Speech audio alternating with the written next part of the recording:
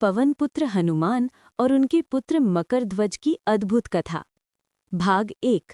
अनजाना पुत्र। त्रेता युग का समय था। लंका में युद्ध अपने चरम पर था। जब लक्ष्मण मूर्छित हुए तब पवनपुत्र हनुमान संजीवनी बूटी लेने द्रोणगिरी पर्वत उखाड़ लाए। उनकी शक्ति, उनकी भक्ति, उनकी गति सब अद्भुत थी। लेकिन क्या आप जानते हैं उसी समय घटित हुई एक रहस्यमयी घटना? जब हनुमान जी लंका में आग लगाकर समुद्र में कूदे, उनके शरीर से पसीने की एक बूंद समुद्र में गिरी। वो बूंद एक मछली ने निगल ली। समय बीता। उस मछली के गर्भ से जन्म हुआ एक अद्भुत बालक का। उसका नाम रखा गया मकरध्वज। भाग 2। पाताल का द्वारपाल। मकरध्वज बड़ा हुआ, बलशाली, तेजस्वी और पराक्रमी। पाताल लोक के राजा अहिरावण और महिरावण ने उसे अपना द्वारपाल बना लिया। उधर युद्ध के दौरान रावण ने चाल चली। उसने अहिरावण को बुलाया। अहिरावण ने छल से राम और लक्ष्मण का अपहरण कर लिया और उन्हें पाताल लोक ले गया। जब हनुमान को ये पता चला तो वे पाताल लोक की ओर बढ़े। वहां द्वार पर खड़ा था एक वीर योद्धा। हनुमान बोले, मार्ग दो, मुझे भीतर जाना है। युवक बोला, जब तक मैं जीवित हूं कोई प्रवेश नहीं कर सकता। दोनों के बीच भयंकर युद्ध छिड़ गया।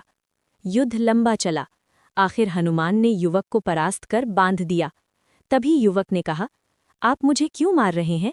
मैं पवनपुत्र हनुमान का पुत्र मकरध्वज हूं। हनुमान चकित रह गए। मैं तो ब्रह्मचारी हूं, मेरा पुत्र कैसे?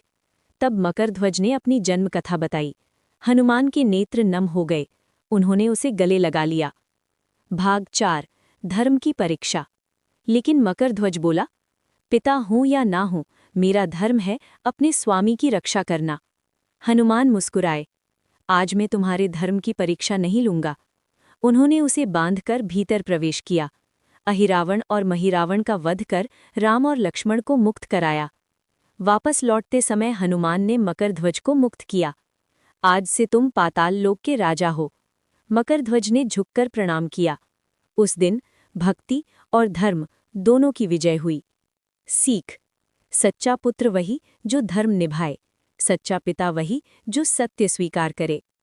लंका दहन और रहस्य की शुरुआत। त्रेता युग में जब हनुमान ने लंका को अग्नि में जलाया, पूरा आकाश लाल हो उठा। अग्नि शांत करने वे समुद्र में कूद पड़े। उसी क्षण उनके शरीर से पसीने की एक तेजस्वी बूंद समुद्र में गिरी।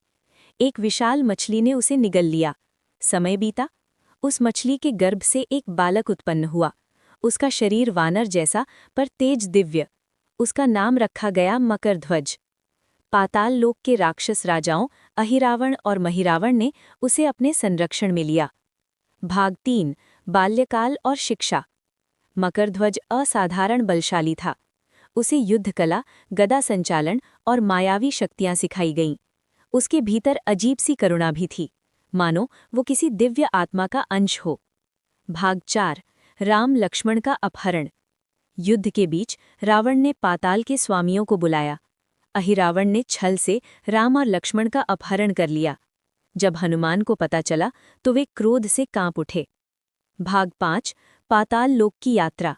हनुमान पाताल के द्वार पर पहुंचे। वहां एक तेजस्वी योद्धा पहरा दे रहा था। वो था मकरध्वज। भाग 6।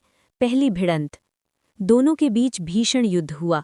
गदा से गदा टकराई, धरती कांप उठी। आखिर हनुमान ने उसे परास्त कर बांध दिया। तभी युवक ने कहा, मैं पवनपुत्र हनुमान का पुत्र मकरध्वज हूं। हनुमान चकित रह गए। मैं तो ब्रह्मचारी हूं, मेरा पुत्र कैसे? तब मकरध्वज ने अपनी जन्मकथा बताई। हनुमान के नेत्र नम हो गए। उन्होंने उसे गले लगा लिया। भाग 8। धर्म बनाम रक्त। मकरध्वज बोला, पिता हूं या ना हूं, मेरा धर्म है अपनी स्वामी की रक्षा करना। हनुमान मुस्कुराए, तुम सच्चे वीर हो। भाग 9। 5 दीपकों का रहस्य। अहिरावण अमर था। उसे मारने के लिए 5 दिशाओं में जलते दीपक एक साथ बुझाने थे। हनुमान ने पंचमुखी रूप धारण किया।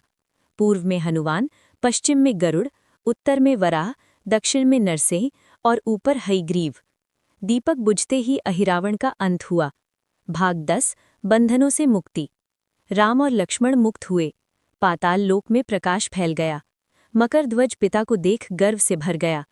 भाग 11 राज्याभिषेक। हनुमान ने कहा, आज से तुम पाताल लोक के राजा हो। मकरध्वज ने प्रणाम किया। भाग 12 पिता का आशीर्वाद। बल के साथ दया रखना, हनुमान ने कहा। मकरध्वज ने वचन दिया। भाग 13 विदाई। विदाई का क्षण भावुक था। पिता पुत्र का मिलन अल्पकालिक था, पर अमर हो गया। भाग 14 लंका विजय। राम लक्ष्मण लौटे, युद्ध समाप्त हुआ, धर्म की विजय हुई। भाग 15 अमर कथा।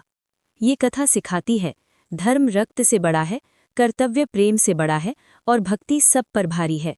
पवन पुत्र हनुमान आज भी अमर हैं और मकरध्वज धर्म के आदर्श पुत्र।